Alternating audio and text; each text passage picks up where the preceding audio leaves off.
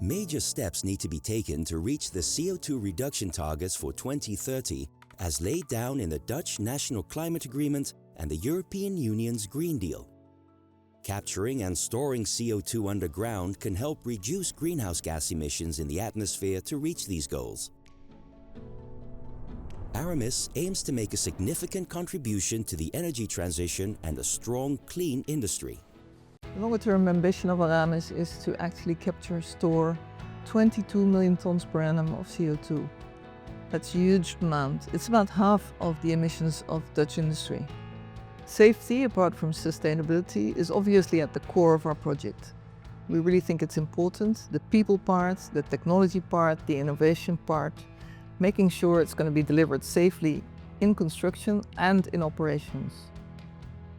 At Aramis, safety is not a checkbox, it's a commitment. It is through innovation, collaboration and testing. We are building the future of CCS industry safe.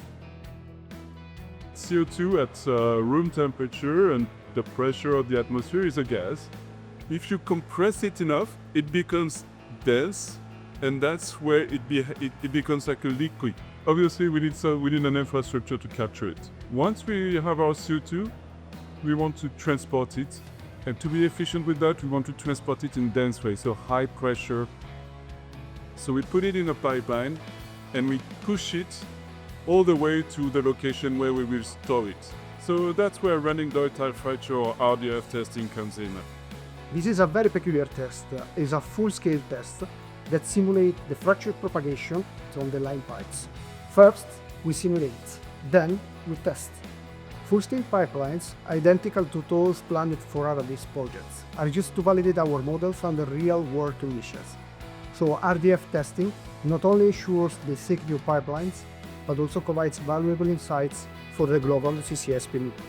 So RINA has a very long experience in testing in full-scale conditions, pipelines in terms of fracture propagation. So we have a full-scale testing lab in Sardinia, inside a protected area where the safety is guaranteed in regards to the environment, to people, to animals, to the external environment, of course.